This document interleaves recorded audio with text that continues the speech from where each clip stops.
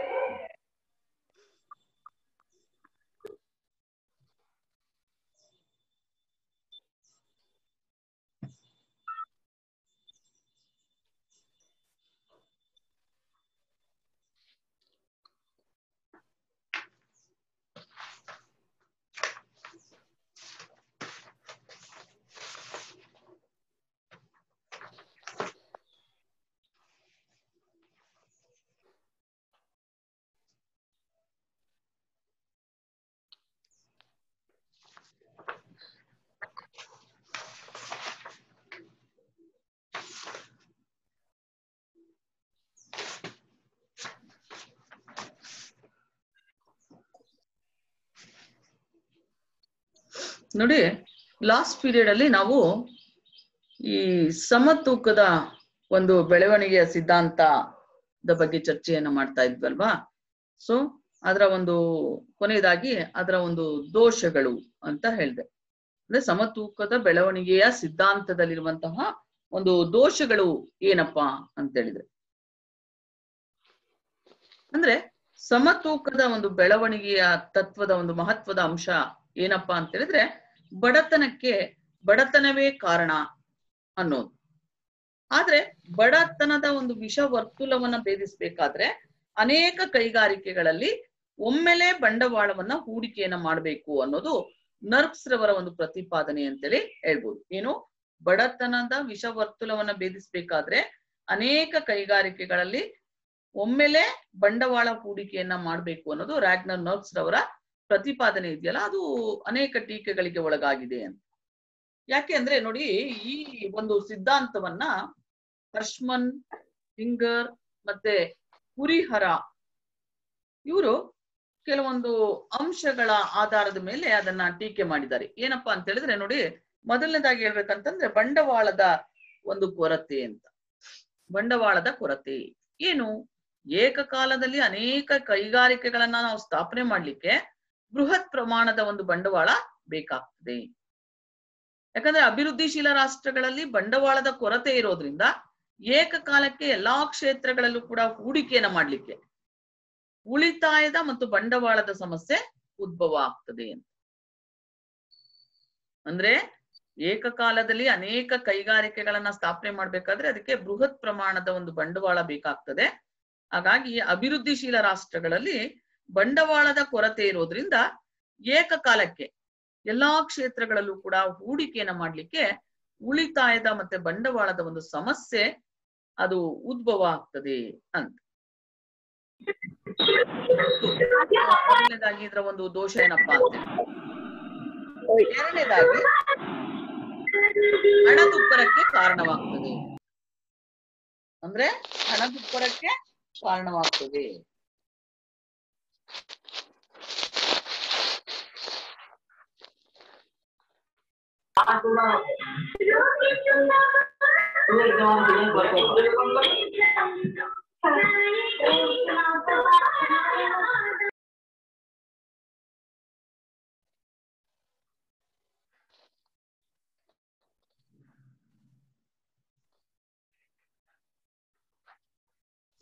ಅಂದ್ರೆ ಏನು?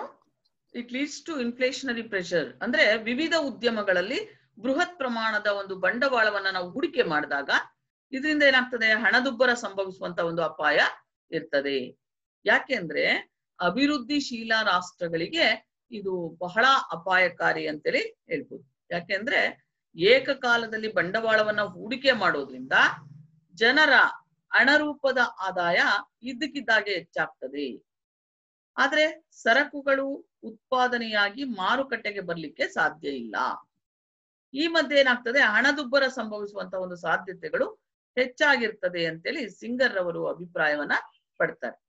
ಅಂದ್ರೆ ಹೀಗೆ ಈ ಸಿದ್ಧಾಂತದಲ್ಲಿರುವಂತಹ ಒಂದು ದೋಷ ಏನಪ್ಪಾ ಅಂದ್ರೆ ಇದು ಹಣದುಬ್ಬರಕ್ಕೆ ಕಾರಣ ಆಗ್ತದೆ ಅಂತ. ಯಾಕೆಂದ್ರೆ ಈಗ ವಿವಿಧ ಉದ್ಯಮಗಳಲ್ಲಿ ಬೃಹತ್ ಪ್ರಮಾಣದಲ್ಲಿ ಬಂಡವಾಳವನ್ನ ಹೂಡಿದಾಗ ಇದರಿಂದ ಹಣದುಬ್ಬರ ಸಂಭವಿಸುವಂತಹ ಸಾಧ್ಯತೆ ಇದೆ. ಹಾಗಾಗಿ ಅಭಿವೃದ್ಧಿಶೀಲ ರಾಷ್ಟ್ರಗಳಿಗೆ ಇದು ಅಪಾಯಕಾರಿ.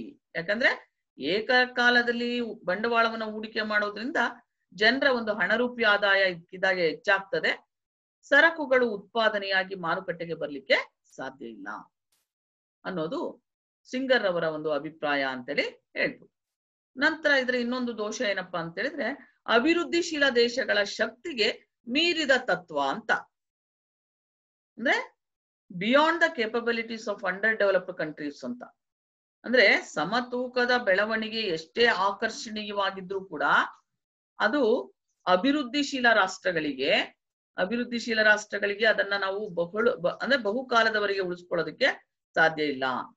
ಯಾಕೆ ಅಂತ ಹೇಳಿದ್ರೆ ಸಂಪನ್ಮೂಲದ ಒಂದು ಕೊರತೆ ಇರೋದ್ರಿಂದ ವಿಸ್ತಾರವಾದಂತಹ ವಿವಿಧ ಕ್ಷೇತ್ರಗಳಲ್ಲಿ ಹೂಡಿಕೆಯನ್ನ ಹರಡಿರೋದ್ರಿಂದ ಏನಾಗ್ತದೆ? ಯಾವುದೇ ಒಂದು ಉದ್ದೇಶನೂ ಕೂಡ ಈಡೇರೋದಿಲ್ಲ ಅಂತ. ಅಂದ್ರೆ ಈಗ ದೊಡ್ಡದಾಗಿ ಆಲೋಚಿಸು ಅನ್ನುವಂತಹ ಸಲಹೆನೂ ಒಳ್ಳೇದು, ಆದ್ರೆ ದೊಡ್ಡದಾಗಿ ಕೆಲಸ ಮಾಡುವ ಅನ್ನೋದಿದೆಯಲ್ಲ ಅದು ನಮ್ಮಂತಹ ಅಭಿವೃದ್ಧಿಶೀಲ ರಾಷ್ಟ್ರಗಳ ಶಕ್ತಿಗೆ ಮೀರಿದ್ದು ಅಂತೇಳಿ ಹೇಳ್ಬೋದು. ಅಂದ್ರೆ ಸಮತೂಕದ ಬೆಳವಣಿಗೆ ಎಷ್ಟೇ ಆಕರ್ಷಣೀಯವಾಗಿದ್ರೂ ಕೂಡ ನಮ್ಮಂತಹ ಅಭಿವೃದ್ಧಿಶೀಲ ರಾಷ್ಟ್ರಗಳಿಗೆ ಅದನ್ನ ಬಹಳಷ್ಟು ಕಾಲ ಉಳಿಸ್ಕೊಳ್ಳೋದಕ್ಕೆ ಸಾಧ್ಯ ಇಲ್ಲ. ಯಾಕೆ? ಒಂದ್ ಕಡೆ ಸಂಪನ್ಮೂಲದ ಕೊರತೆ ಇರೋದ್ರಿಂದ, ಅಂದ್ರೆ ವಿಸ್ತಾರವಾದಂತಹ ವಿವಿಧ ಕ್ಷೇತ್ರಗಳಲ್ಲಿ ಅದು ಹೂಡಿಕೆ ಹರಡಿರೋದ್ರಿಂದ ಯಾವುದೇ ಒಂದು ಉದ್ದೇಶನೂ ಕೂಡ ಇಲ್ಲಿ ಈಡೇರೋದಿಲ್ಲ. ಹಾಗಾಗಿ ದೊಡ್ಡದಾಗಿ ಆಲೋಚಿಸು ಅನ್ನುವಂತಹ ಸಲಹೆ ಒಳ್ಳೆದು, ಆದ್ರೆ ದೊಡ್ಡದಾಗಿ ಕೆಲಸ ಮಾಡೋ ಅನ್ನೋದು ನಮ್ಮಂತಹ ಅಭಿವೃದ್ಧಿಶೀಲ ರಾಷ್ಟ್ರಗಳ ಶಕ್ತಿಗೆ ಮೀರಿದ್ದು ಅಂತೇಳಿ ಹೇಳ್ಬೋದು. ನಂತರ ಹೇಳ್ಬೇಕಂದ್ರೆ ಈ ಸಿದ್ಧಾಂತದ ಇನ್ನೊಂದು ದೋಷ ಅಂತ ಹೇಳಿದ್ರೆ it does not consider economic planning ಅಂತೇಳಿ. ಅಂದ್ರೆ ಯೋಜನೆಯನ್ನು ಪರಿಗಣಿಸಿಲ್ಲ ಅಂದ್ರೆ ಸಮತೂಕದ ಬೆಳವಣಿಗೆಗೆ ಯೋಜನೆಯ ಒಂದು ಅವಶ್ಯಕತೆ ಇದೆ.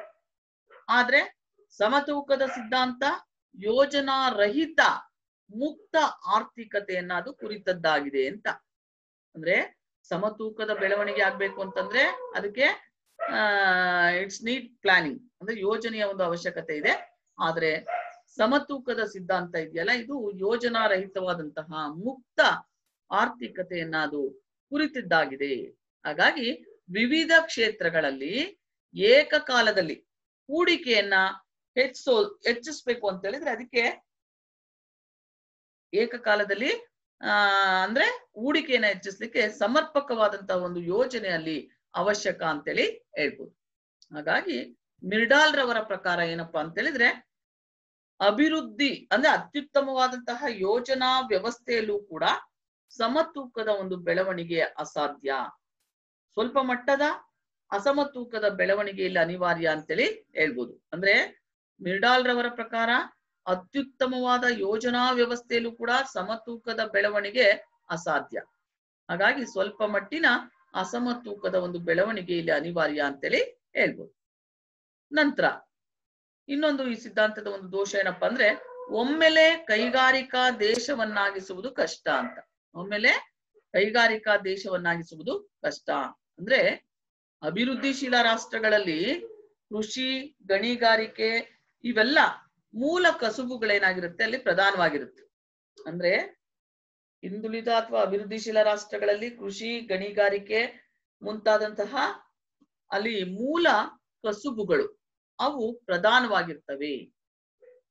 ಸೊ ಇಂಥ ರಾಷ್ಟ್ರಗಳನ್ನ ಒಂದೇ ಸಾರಿ ನಾವು ಕೈಗಾರಿಕಾ ದೇಶವನ್ನಾಗಿ ಪರಿವರ್ತಿಸೋದು ಹೇಗೆ ಸಾಧ್ಯ ಅಂತೇಳಿ ಹ್ಯಾನ್ಸ್ ಸಿಂಗರ್ ರವರು ಪ್ರಶ್ನೆಯನ್ನ ಮಾಡ್ತಾರೆ. ಅಂದ್ರೆ ಏನಪ್ಪಾ ಇದು ಏನಾಗ್ತದೆ ಅಂದ್ರೆ ಮಗುವಿಗೆ ಒಂದು ಪುಟ್ಟ ಹೆಜ್ಜೆಯನ್ನ ಇಡೋದ್ರ ಬದಲು ಒಂದೇ ಸಾರಿಗೆ ಅದನ್ನ ನಾಗಾಲೋಟದಿಂದ ಓಡು ಅಂತೇಳಿ ಹೇಳ್ದಂತಾಗುತ್ತೆ ಅಂತ ಇದ್ರ ಅರ್ಥ.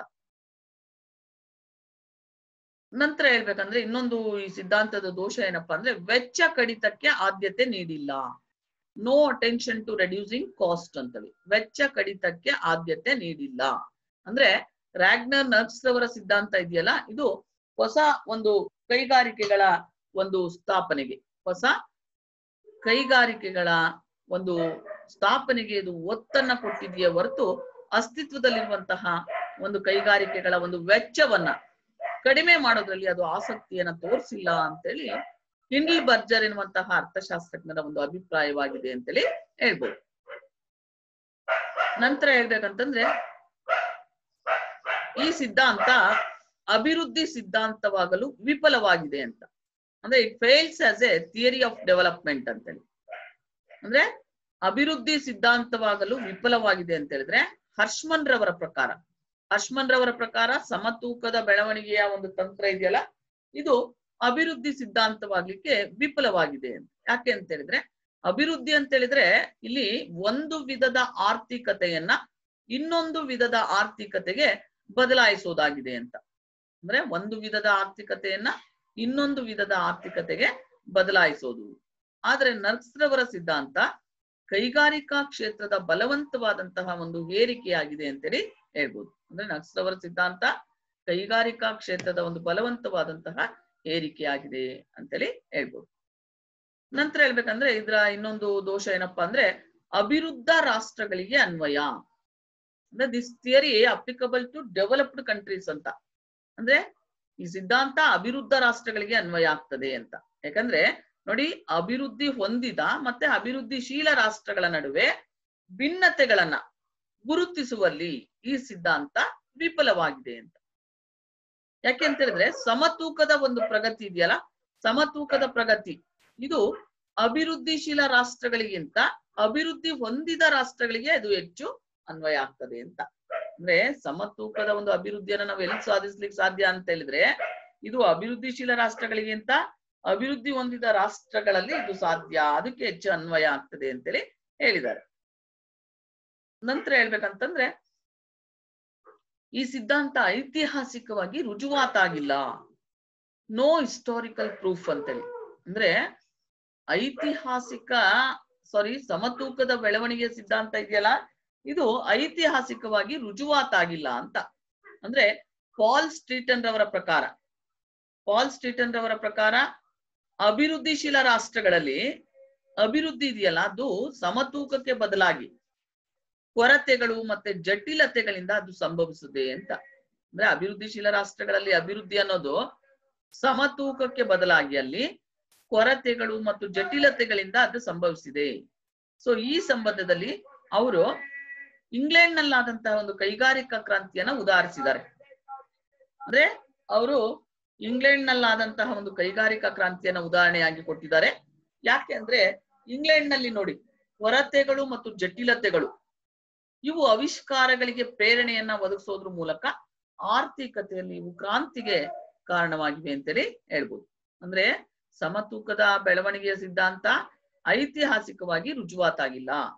ಅಂದ್ರೆ ಪಾಲ್ ಸ್ಟ್ರೀಟನ್ ರವರ ಪ್ರಕಾರ ಏನು, ಅಭಿವೃದ್ಧಿಶೀಲ ರಾಷ್ಟ್ರಗಳಲ್ಲಿ ಅಭಿವೃದ್ಧಿ ಅನ್ನೋದೇನಪ್ಪಾ ಅಂದ್ರೆ ಸಮತೂಕಕ್ಕೆ ಬದಲಾಗಿ ಅಲ್ಲಿ ಕೊರತೆಗಳು ಜಟಿಲತೆಗಳಿಂದ ಅದು ಸಂಭವಿಸಿದೆ.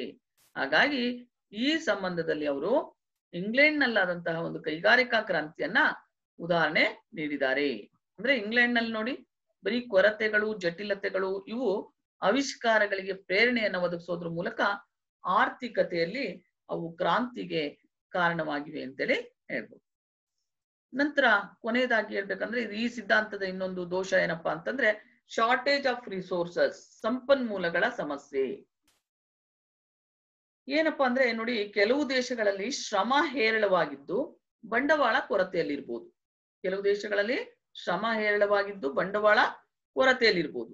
ಇನ್ ಕೆಲವು ದೇಶಗಳಲ್ಲಿ ಶ್ರಮದ ಕೊರತೆ ಇದ್ದು ಬಂಡವಾಳ ಹೇರಳವಾಗಿರ್ಬೋದು. ಅಂದ್ರೆ ಸಂಪನ್ಮೂಲಗಳು ಸಮ ಪ್ರಮಾಣದಲ್ಲಿ ಲಭ್ಯವಿಲ್ಲದೆ ಇರೋದ್ರಿಂದ ಸಮತೂಕದ ಬೆಳವಣಿಗೆಯನ್ನ ಅಂದ್ರೆ ಸಮತೋಲನದ ಒಂದು ಬೆಳವಣಿಗೆ ಸಾಧ್ಯ ಆಗೋದಿಲ್ಲ.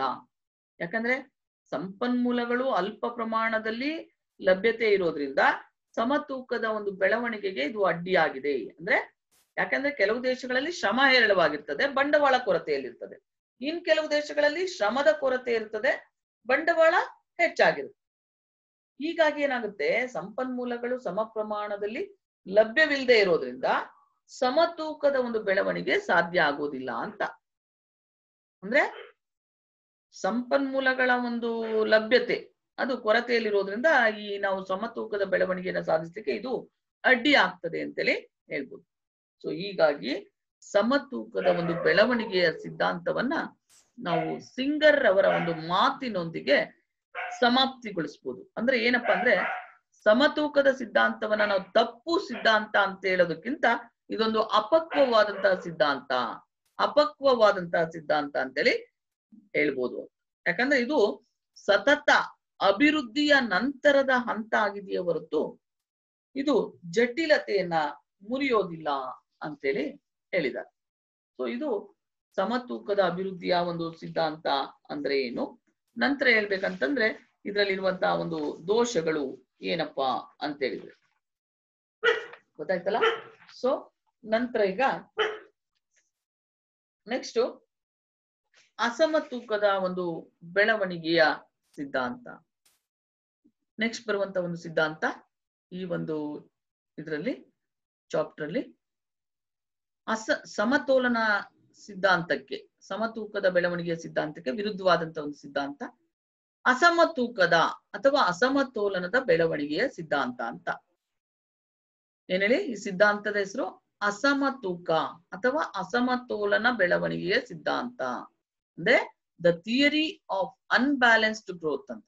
The theory of unbalanced growth. ನೋಡಿ, ನೀವು ಇದನ್ನೆಲ್ಲ ಕಲೆಕ್ಟ್ ಮಾಡಿದ್ರಲ್ಲ, ಹೈನುಗಾರಿಕೆ ಹೋಗಿ ಎಲ್ಲಾ ಡಾಟಾ ಎಲ್ಲ ಕಲೆಕ್ಟ್ ಮಾಡಿದ್ರಿ, ಎಲ್ಲಾ ಇನ್ಫಾರ್ಮೇಶನ್ ತಗೊಂಡ್ರಿ, ಅಮೃತ ಕವನ ಅವ್ರ ಬ್ಯಾಚ್ ಎಲ್ಲ ಹೋಗಿ ಸೊ ಹೈನುಗಾರಿಕೆಯ ಬಗ್ಗೆ ಒಂದು ಪ್ರಾಜೆಕ್ಟ್ ವರ್ಕ್ ಮಾಡಿ. ಗೊತ್ತಾಯ್ತಲ್ಲ? ಹಲೋ ಕವನ, ನೀನು ಅಮೃತ ಎಲ್ಲ ಹೋಗಿದಿರಲ್ಲ? ಹೋಗಿದೀವಿ, ಹಾಲಿನ ಡೈರಿ ಪ್ರಾಡಕ್ಟ್. ಅದು ಹಾಲಿನ ಡೈರಿ ಬಗ್ಗೆ ಒಂದು ಪ್ರಾಜೆಕ್ಟ್ ವರ್ಕ್ ಇರ್ಲಿ. ಅದನ್ನ ವಿಷಯ ಎಲ್ಲ ಕಲೆಕ್ಟ್ ಮಾಡಿದಿರಲ್ಲ, ಅದನ್ನೆಲ್ಲ ಸರಿ ಮಾಡ್ಕೊಂಡು ಅದನ್ನ ಮಾಡ್ಬೇಕು ನೀವು. ಬೇರೆಯವ್ರಿಗೆ ಕೂಡ ಎಲ್ಲ ನಾನು ಪ್ರಾಜೆಕ್ಟ್ ವರ್ಕ್ಗಳನ್ನ ಕೆಲವೆಲ್ಲ ಇದನ್ನು ಕೂಡ ಇದು ಸಬ್ಜೆಕ್ಟ್ ಕೊಡ್ತೀನಿ ನಾನು ಅವ್ರಿಗೆ ಏನು ಅಂತ. ನೀವು ಅದೇನೇ ಹೈನುಗಾರಿಕೆ ಬಗ್ಗೆ ನೀವು ಕಲೆಕ್ಟ್ ಮಾಡಿದಿರಲ್ಲ ನಿಮ್ ಬ್ಯಾಚ್, ನೀವು ಅದನ್ನೇ ಮಾಡಿ. ಸೊ ಹೀಗೆ ಅಸಮತೋಲನ ಬೆಳವಣಿಗೆಯ ಸಿದ್ಧಾಂತ ಇದೆಯಲ್ಲ, ಇದು ಸಮತೋಲನ ಬೆಳವಣಿಗೆಯ ಸಿದ್ಧಾಂತಕ್ಕೆ ವಿರುದ್ಧವಾದ್ದು ಅಂತೇಳಿ ಹೇಳ್ಬೋದು. ಯಾಕೆಂದ್ರೆ ಅಸಮತೋಲನ ಸಿದ್ಧಾಂತದ ಪ್ರಕಾರ ಬಂಡವಾಳದ ಒಂದು ಹೂಡಿಕೆಯನ್ನ ವಿವಿಧ ಕ್ಷೇತ್ರಗಳಲ್ಲಿ ಏಕಕಾಲಕ್ಕೆ ಮಾಡೋದ್ರ ಮೂಲಕ ಕೆಲವು ಆಯ್ದ ಕ್ಷೇತ್ರಗಳಲ್ಲಿ ಮಾತ್ರ ಭಾರಿ ಪ್ರಮಾಣದಲ್ಲಿ ಹೂಡಿಕೆಯನ್ನ ಮಾಡಬೇಕು ಅನ್ನೋದಾಗಿದೆ ಅಂತ. ಅಂದ್ರೆ ಅಸಮತೂಕದ ಬೆಳವಣಿಗೆಯ ಸಿದ್ಧಾಂತ ಸಮತೋಲನ ಬೆಳವಣಿಗೆಯ ಸಿದ್ಧಾಂತಕ್ಕೆ ಇದು ವಿರುದ್ಧವಾದ್ದು. ಯಾಕಂದ್ರೆ ಅಸಮತೋಲನ ಸಿದ್ಧಾಂತದ ಪ್ರಕಾರ ಬಂಡವಾಳದ ಹೂಡಿಕೆಯನ್ನ ವಿವಿಧ ಕ್ಷೇತ್ರಗಳಲ್ಲಿ ಏಕಕಾಲಕ್ಕೆ ಮಾಡೋದ್ರ ಬದಲು ಇಲ್ಲಿ ಕೆಲವು ಆಯ್ದ ಕ್ಷೇತ್ರಗಳಲ್ಲಿ ಮಾತ್ರ ಭಾರಿ ಪ್ರಮಾಣದಲ್ಲಿ ಹೂಡಿಕೆಯನ್ನ ಮಾಡಬೇಕು ಅನ್ನೋದಾಗಿದೆ ಅಂತ. ಅಂದ್ರೆ ಏನು, ಅಸಮತೋಲನ ಸಿದ್ಧಾಂತದ ಪ್ರಕಾರ ಬಂಡವಾಳದ ಹೂಡಿಕೆಯನ್ನ ವಿವಿಧ ಕ್ಷೇತ್ರಗಳಲ್ಲಿ ಏಕಕಾಲಕ್ಕೆ ಮಾಡೋದ್ರ ಬದಲು ಕೆಲವು ಆಯ್ದ ಕ್ಷೇತ್ರಗಳಲ್ಲಿ ಮಾತ್ರ ಭಾರಿ ಪ್ರಮಾಣದಲ್ಲಿ ಹೂಡಿಕೆಯನ್ನ ಮಾಡಬೇಕು ಅನ್ನೋದಾಗಿದೆ. ಯಾಕೆ ಅಂತ ಹೇಳಿದ್ರೆ ನೋಡಿ, ಇಲ್ಲಿ ಅಭಿವೃದ್ಧಿಶೀಲ ರಾಷ್ಟ್ರಗಳಲ್ಲಿ ಎಲ್ಲಾ ಕ್ಷೇತ್ರಗಳ ಮೇಲೆ ಏಕಕಾಲಕ್ಕೆ ಹೂಡಿಕೆಯನ್ನ ಮಾಡೋದ್ರ ಬದಲು ಅಂದ್ರೆ ಅಭಿವೃದ್ಧಿಶೀಲ ರಾಷ್ಟ್ರಗಳಲ್ಲಿ ಎಲ್ಲಾ ಕ್ಷೇತ್ರಗಳ ಮೇಲೆ ಏಕಕಾಲಕ್ಕೆ ಹೂಡಿಕೆಯನ್ನ ಮಾಡ್ಲಿಕ್ಕೆ ಏನಾಗುತ್ತೆ, ಇಲ್ಲಿ ಬಂಡವಾಳ ಇತರ ಸಂಪತ್ ಸಾಧನಗಳ ಒಂದು ಕೊರತೆ ಇರೋದ್ರಿಂದ ಅತಿ ಮುಖ್ಯವಾದ ಚಟುವಟಿಕೆಗಳ ಮೇಲೆ ಮಾತ್ರ ಮೊದಲು ಅಧಿಕ ಮೊತ್ತದ ಹೂಡಿಕೆಯನ್ನ ಮಾಡಿ ಅದರಿಂದ ಲಭಿಸುವಂತಹ ಒಂದು ಪ್ರಯೋಜನಗಳಿಂದ ಇತರ ಕ್ಷೇತ್ರಗಳನ್ನ ಅಭಿವೃದ್ಧಿ ಪಡಿಸಬಹುದು ಅಂತೇಳಿ ಈ ಸಿದ್ಧಾಂತದ ಒಂದು ಮುಖ್ಯ ಉದ್ದೇಶ. ಅಂದ್ರೆ ಇಲ್ಲಿ ಏನಾಗ್ತದೆ, ಅಸಮತೂಕದ ಸಿದ್ಧಾಂತದ ಪ್ರಕಾರ ಏನಪ್ಪಾ ಅಂದ್ರೆ ಬಂಡವಾಳದ ಹೂಡಿಕೆಯನ್ನ ವಿವಿಧ ಕ್ಷೇತ್ರಗಳಲ್ಲಿ ಏಕಕಾಲಕ್ಕೆ ಮಾಡೋದ್ರ ಬದಲು ಏನ್ ಮಾಡ್ಬೇಕು, ಫಸ್ಟ್ ಕೆಲವೊಂದು ಆಯ್ದ ಕ್ಷೇತ್ರಗಳಲ್ಲಿ ಭಾರಿ ಪ್ರಮಾಣದಲ್ಲಿ ಹೂಡಿಕೆಯನ್ನ ಮಾಡ್ಬೇಕು ಅನ್ನೋದಾಗಿದೆ.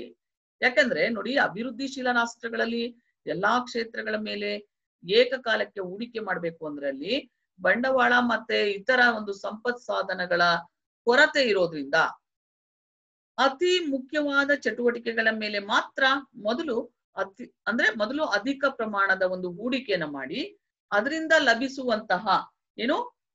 ಲಭಿಸುವಂತಹ ಪ್ರಯೋಜನಗಳಿಂದ ನಾವು ಇತರ ಕ್ಷೇತ್ರಗಳನ್ನ ಅಭಿವೃದ್ಧಿ ಪಡಿಸಬಹುದು ಅಂತ.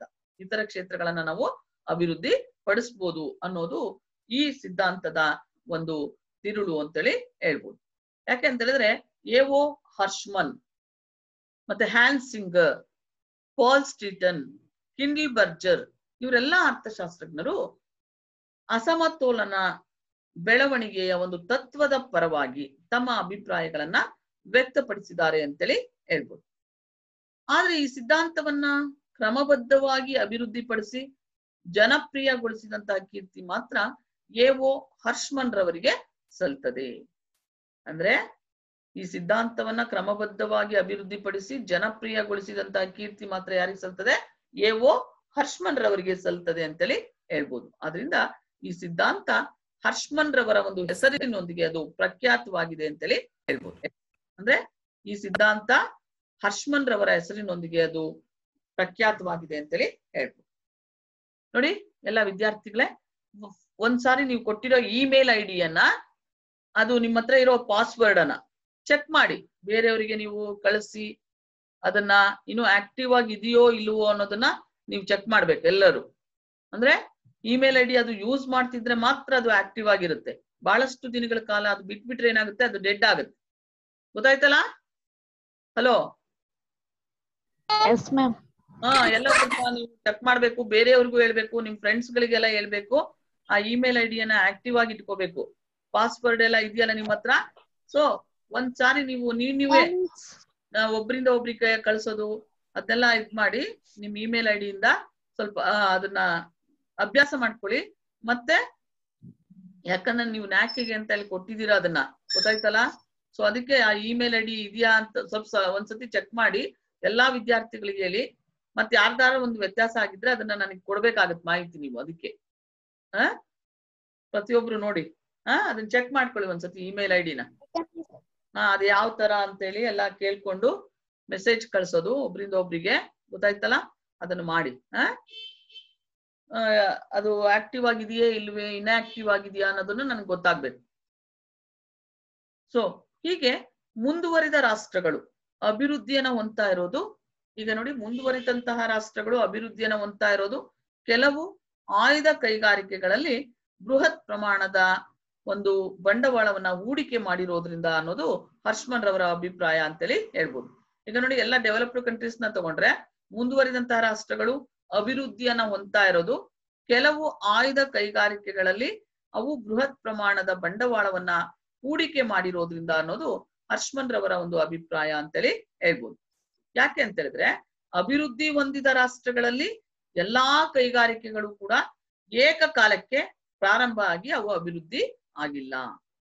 ಅಂದ್ರೆ ಏನು, ಅಭಿವೃದ್ಧಿ ಹೊಂದಿದ ರಾಷ್ಟ್ರಗಳಲ್ಲಿ ಎಲ್ಲಾ ಕೈಗಾರಿಕೆಗಳು ಕೂಡ ಏಕಕಾಲಕ್ಕೆ ಪ್ರಾರಂಭವಾಗಿ ಅವು ಅಭಿವೃದ್ಧಿ ಆಗಿಲ್ಲ.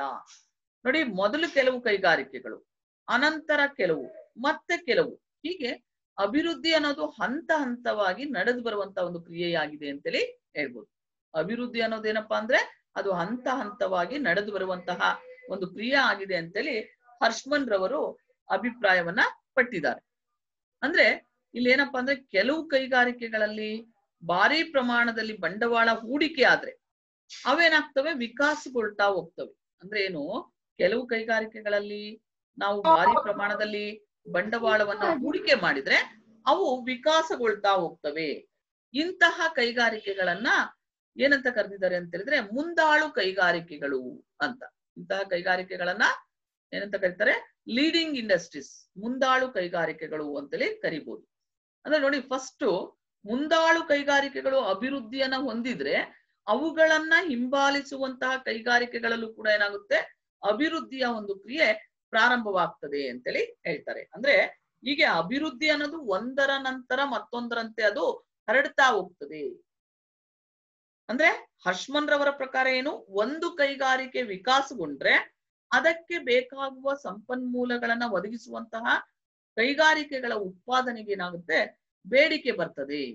ಅದರಿಂದ ಹೊಸ ಕೈಗಾರಿಕೆಗಳಲ್ಲಿ ಬಂಡವಾಳವನ್ನ ಹೂಡೋದೇನಾಗುತ್ತೆ, ಲಾಭದಾಯಕವಾಗ್ತದೆ ಅಂತ. ಅಂದ್ರೆ ಇದರಿಂದ ಏನಾಗುತ್ತೆ, ಹೊಸ ಕೈಗಾರಿಕೆಗಳಲ್ಲಿ ನಾವು ಬಂಡವಾಳವನ್ನ ಹೂಡಿದ್ರು ಕೂಡ ಅದು ಲಾಭದಾಯಕವಾಗ್ತದೆ. ಸೊ ಈ ಕೈಗಾರಿಕೆಗಳ ಅಭಿವೃದ್ಧಿಯಿಂದ ಇವುಗಳಿಗೆ ಉತ್ಪಾದನಾಂಗಗಳನ್ನ ಪೂರೈಸುವಂತಹ ಕೈಗಾರಿಕೆಗಳ ಉತ್ಪಾದನೆಗೆ ಬೇಡಿಕೆ ಬರ್ತದೆ. ಅಂದ್ರೆ ಇಲ್ಲೇನರ್ಥ, ಬಂಡವಾಳ ಹೂಡಿಕೆಯನ್ನ ನಾವು ವಿವಿಧ ಕ್ಷೇತ್ರಗಳಲ್ಲಿ ಏಕಕಾಲಕ್ಕೆ ಹೂಡಿಕೆ ಮಾಡೋದ್ರ ಬದಲು ಫಸ್ಟ್ ಕೆಲವು ಆಯ್ದ ಕ್ಷೇತ್ರಗಳಲ್ಲಿ ಭಾರಿ ಪ್ರಮಾಣದಲ್ಲಿ ಹೂಡಿಕೆಯನ್ನ ಮಾಡಬೇಕು. ಆಗೇನಾಗ್ತದೆ, ಒಂದೊಂದೇ ಅಂದ್ರೆ ಅಭಿವೃದ್ಧಿ ಅನ್ನೋದು ಒಂದರ ನಂತರ ಮತ್ತೊಂದರಂತೆ ಸ್ಪ್ರೆಡ್ ಆಗ್ತಾ ಹೋಗ್ತದೆ. ಈಗ ಒಂದು ಕೈಗಾರಿಕೆ ಡೆವಲಪ್ ಆದ್ರೆ ಅದಕ್ಕೆ ಬೇಕಾಗುವಂತಹ ಸಂಪನ್ಮೂಲಗಳನ್ನ ಒದಗಿಸುವಂತಹ ಕೈಗಾರಿಕೆಗಳ ಉತ್ಪಾದನೆಗೆ ಬೇಡಿಕೆ ಬರುತ್ತೆ. ಆಗ ಹೊಸ ಕೈಗಾರಿಕೆಗಳಲ್ಲಿ ಬಂಡವಾಳವನ್ನ ಹೂಡಿದ್ರೆ ಅದು ಲಾಭದಾಯಕವಾಗ್ತದೆ ಅಂತ. ಸೊ ಹೀಗೆ ಈ ಫಸ್ಟ್ ಕೆಲವು ಕೈಗಾರಿಕೆಗಳಲ್ಲಿ ಹೂಡಿಕೆಯನ್ನ ಮಾಡಬೇಕು, ನಂತರ ಅದರ ಅಭಿವೃದ್ಧಿಯಿಂದ ಮತ್ತೆ ಕೆಲವು, ಹೀಗೆ ಅಭಿವೃದ್ಧಿ ಅನ್ನೋದು ಒಂದಾದ ನಂತರ ಒಂದರಂತೆ ಅದು ಸ್ಪ್ರೆಡ್ ಆಗ್ತಾ ಹೋಗ್ತದೆ ಅಂತೇಳಿ ಹೀಗೆ ಹರ್ಷ್ಮನ್ ರವರು ಏನ್ ಹೇಳಿದ್ದಾರೆ, ಅಭಿವೃದ್ಧಿ ಅನ್ನೋದು ಸಮಗ್ರವಾದಂತಹ ಒಂದು ಕ್ರಿಯೆ ಆಗ್ಬೇಕು ಅನ್ನೋದು, ಅಂದ್ರೆ ಸಮಗ್ರ ಕ್ರಿಯೆ ಆಗ್ಬೇಕಂತಾನೆ ನಿರ್ಮಿಸಲಾದಂತಹ, ಅಂದ್ರೆ ಅಸಮತೋಲನದಿಂದ ಮುನ್ನಡೆಯೋದು, ಅಂದ್ರೆ ತನಿತಾನೇ ಬಲಿಷ್ಠವಾಗಿ ಬೆಳೀತಾ ಹೋಗೋದು ಅಂತೇಳಿ ಹೇಳಿದ್ದಾರೆ. ಅಂದ್ರೆ ಹರ್ಷ್ಮನ್ ರವರ ಪ್ರಕಾರ ಏನಪ್ಪಾ ಅಂದ್ರೆ ಅಭಿವೃದ್ಧಿಶೀಲ ರಾಷ್ಟ್ರಗಳಲ್ಲಿ ಅತಿ ಕೊರತೆಯಲ್ಲಿರುವಂತಹ ಉತ್ಪಾದನಾಂಗ ಅಂತ ಹೇಳಿದ್ರೆ ಬಂಡವಾಳ ಅಂತೇಳಿ ಹೇಳ್ತಾರೆ ಅವರು. ಹರ್ಷ್ಮನ್ ರವರ ಪ್ರಕಾರ ಏನು, ಅಭಿವೃದ್ಧಿಶೀಲ ರಾಷ್ಟ್ರಗಳಲ್ಲಿ ಅತಿ ಕೊರತೆಯಲ್ಲಿರುವಂತಹ ಒಂದು ಉತ್ಪಾದನಾಂಗ ಅಂತ ಹೇಳಿದ್ರೆ ಬಂಡವಾಳ. ಆದ್ರಿಂದ ಹೂಡಿಕೆಯ ಬಗ್ಗೆ ನಿರ್ಣಯವನ್ನ ಕೈಗೊಳ್ಳೋದಿದೆಯಲ್ಲ, ಅದೊಂದು ಪ್ರತಿಭೆ ಅಂತ ಹೇಳಿ ಹೇಳ್ತಾರೆ. ಸೊ ಇದನ್ನ ನಾವು ಪ್ರೋತ್ಸಾಹಿಸಿ ಬೆಳೆಸ್ಕೊಂಡ್ ಬಂದ್ರೆ ಅಭಿವೃದ್ಧಿಶೀಲ ದೇಶಗಳು ದಾರಿದ್ರ್ಯ ನಿರ್ಮೂಲನೆಯಲ್ಲೂ ಕೂಡ ಅವು ಬಹುದೊಡ್ಡ ಪ್ರಯತ್ನವನ್ನ ಮಾಡಿದಾಗ ಆಗ್ತದೆ ಅಂತೇಳಿ ಹೇಳ್ಬೋದು. ಅಂದ್ರೆ ಇಲ್ಲೇನಪ್ಪಾ ಅಂದ್ರೆ ಅಭಿವೃದ್ಧಿಶೀಲ ರಾಷ್ಟ್ರಗಳಲ್ಲಿ ಅತಿ ಕೊರತೆಯಲ್ಲಿರುವಂತಹ ಉತ್ಪಾದನಾಂಗ ಅಂದ್ರೆ ಬಂಡವಾಳ. ಅದರಿಂದ ಹೂಡಿಕೆಯ ಬಗ್ಗೆ ನಿರ್ಣಯವನ್ನ ಕೈಗೊಳ್ಳೋದು ಅದೊಂದು ಪ್ರತಿಭೆ ಅಂತೇಳಿ ಹೇಳ್ಬೋದು. ಹಾಗಾಗಿ ಇದನ್ನ ಪ್ರೋತ್ಸಾಹಿಸಿ ಬೆಳೆಸ್ಕೊಂಡು ಬಂದ್ರೆ ಅಭಿವೃದ್ಧಿಶೀಲ ದೇಶಗಳು ದಾರಿದ್ರ್ಯ ನಿರ್ಮೂಲನೆಯಲ್ಲಿ ಬಹುದೊಡ್ಡ ಪ್ರಯತ್ನ ಮಾಡಿದಾಗ ಆಗ್ತದೆ ಅಂತೇಳಿ ಹೇಳಿದ್ದಾರೆ.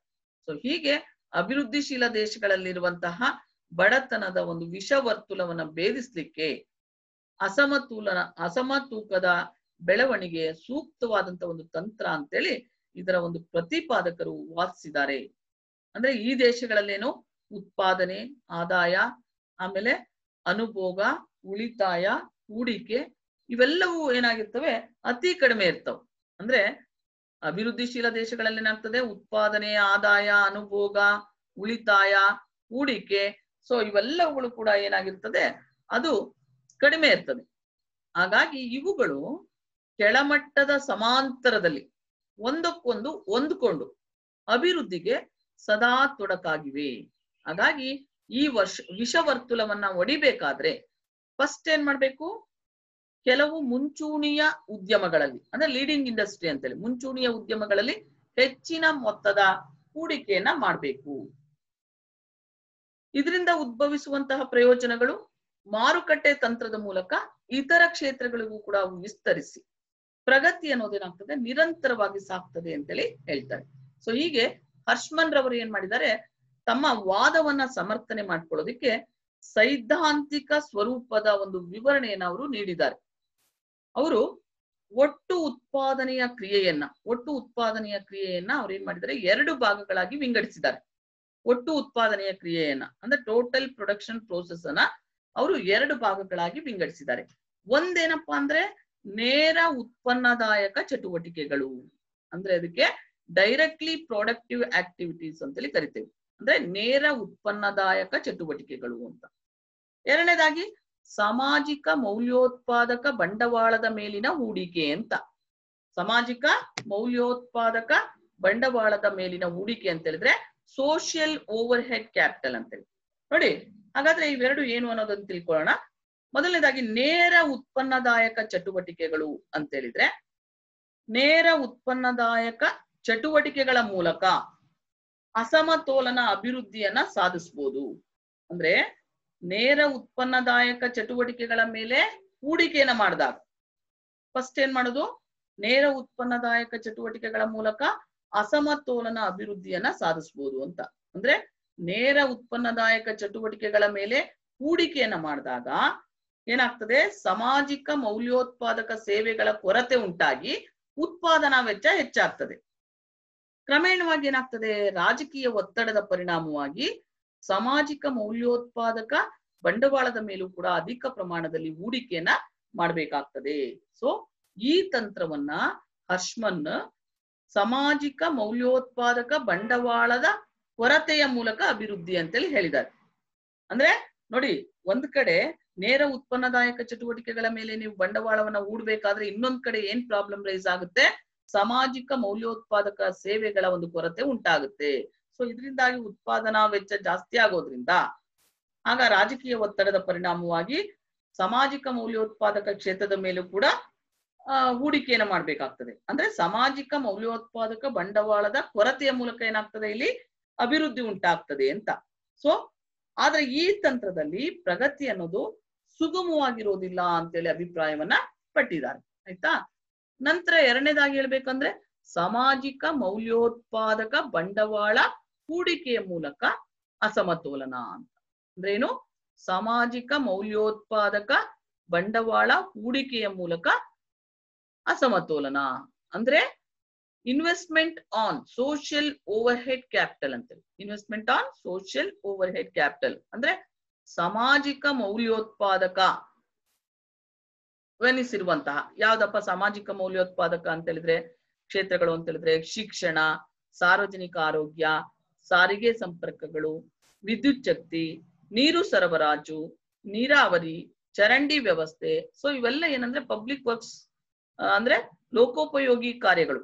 ಸೊ ಇವುಗಳ ಮೇಲೆ ಹೂಡಿಕೆಯನ್ನ ಕೇಂದ್ರೀಕರಿಸಿದಾಗ ಏನಾಗ್ತದೆ, ಪ್ರಾಥಮಿಕ ಮತ್ತೆ ದ್ವಿತೀಯ ಕ್ಷೇತ್ರಗಳ ಪ್ರಗತಿಗೆ ಅವಶ್ಯಕವಾದಂತಹ ಸೇವೆಗಳ ಲಭ್ಯತೆ ಇದೆಯಲ್ಲ, ಇದು ನೇರ ಉತ್ಪನ್ನದಾಯಕ ಚಟುವಟಿಕೆಗಳಲ್ಲಿ ಖಾಸಗಿ ಹೂಡಿಕೆಗೆ ಪ್ರಚೋದನೆಯನ್ನ ನೀಡುತ್ತದೆ. ಅಂದ್ರೆ ಸಾಮಾಜಿಕ ಮೌಲ್ಯೋತ್ಪಾದಕವೆನಿಸಿರುವಂತಹ ಶಿಕ್ಷಣ, ಸಾರ್ವಜನಿಕ ಆರೋಗ್ಯ, ಸಾರಿಗೆ ಸಂಪರ್ಕಗಳು, ವಿದ್ಯುತ್ ಶಕ್ತಿ, ನೀರು ಸರಬರಾಜು, ನೀರಾವರಿ,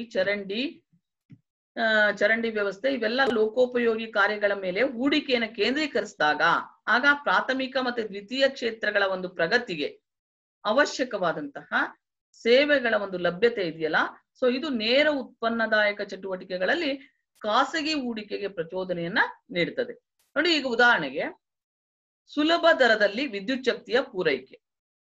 ಅಂದ್ರೆ ಸುಲಭ ದರದಲ್ಲಿ ವಿದ್ಯುತ್ ಶಕ್ತಿಯ ಪೂರೈಕೆ ಆದ್ರೆ ಏನಾಗ್ತದೆ, ಸೊ ಇದರಿಂದ ಸಣ್ಣ ಕೈಗಾರಿಕೆಗಳ ಒಂದು ಸ್ಥಾಪನೆಗೆ ಇದು ಪ್ರೇರಣೆಯನ್ನ ನೀಡುತ್ತದೆ. ನೋಡಿ, ನೀರಾವರಿ ಸೌಕರ್ಯಗಳ ವಿಸ್ತರಣೆಯಿಂದ ಏನಾಗ್ತದೆ, ಸಾಗುವಳಿ ಜಮೀನಿನ ವಿಸ್ತೀರ್ಣ ಹೆಚ್ಚಾಗ್ತದೆ. ಅಂದ್ರೆ ನೀರಾವರಿ ಸೌಕರ್ಯಗಳು ಹೆಚ್ಚಾಗ್ತಾ ಹೋದಾಗೆಲ್ಲ ಏನಾಗುತ್ತೆ, ಸಾಗುವಳಿ ಜಮೀನಿನ ವಿಸ್ತೀರ್ಣ ಹೆಚ್ಚಾಗುತ್ತೆ. ಹೀಗೆ ಸಾಮಾಜಿಕ ಮೌಲ್ಯೋತ್ಪಾದಕ ಬಂಡವಾಳದಿಂದ ಸೃಷ್ಟಿಯಾದಂತಹ ಒಂದು ಸೇವೆಯನ್ನ ಸಮರ್ಪಕವಾಗಿ ಬಳಸ್ಕೊಳ್ಳೋದಿಕ್ಕೆ ನೇರ ಉತ್ಪನ್ನದಾಯಕ ಚಟುವಟಿಕೆಗಳಲ್ಲೂ ಕೂಡ ಏನಾಗ್ತದೆ, ಹೂಡಿಕೆ ಹೆಚ್ಚಾಗ್ತದೆ. ಸೊ ಇದ್ರ ಪರಿಣಾಮ ಏನಪ್ಪಾ ಅಂತಂದ್ರೆ ಇವೆಲ್ಲ ಚಟುವಟಿಕೆಗಳು ಕೂಡ ವಿಸ್ತರಿಸ್ತವೆ. ಸೊ ಈ ತಂತ್ರವನ್ನ ಹರ್ಷ್ಮನ್ ಸಾಮಾಜಿಕ ಮೌಲ್ಯೋತ್ಪಾದಕ ಬಂಡವಾಳದ ಹೆಚ್ಚುವರಿ ಸಾಮರ್ಥ್ಯದ ಮೂಲಕ ಅಭಿವೃದ್ಧಿ ಅಂತೇಳಿ ಕರೆದಿದ್ದಾರೆ. ಅಂದ್ರೆ ಸಾಮಾಜಿಕ ಮೌಲ್ಯೋತ್ಪಾದಕ ಬಂಡವಾಳದ ಹೆಚ್ಚುವರಿ ಸಾಮರ್ಥ್ಯದ ಮೂಲಕ ಅಭಿವೃದ್ಧಿ ಅಂತೇಳಿ ಕರೆದಿದ್ದಾರೆ. ಸೊ ಹೀಗೆ ಸಾಮಾಜಿಕ ಮೌಲ್ಯೋತ್ಪಾದಕ ಬಂಡವಾಳದ ಹೂಡಿಕೆ ಇದೆಯಲ್ಲ, ಸಾಮಾಜಿಕ ಮೌಲ್ಯೋತ್ಪಾದಕ ಬಂಡವಾಳದ ಮೇಲಿನ ಹೂಡಿಕೆ ಒಟ್ಟಾರೆ ಆರ್ಥಿಕ ಅಭಿವೃದ್ಧಿಗೆ ಬಹಳಷ್ಟು ಅವಶ್ಯಕ ಅಂತೇಳಿ ಹೇಳಿದ್ದಾರೆ. ಗೊತ್ತಾಯ್ತಲ್ಲ? ಸೊ ಹೀಗೆ ಸಾಮಾಜಿಕ ಮೌಲ್ಯೋತ್ಪಾದಕ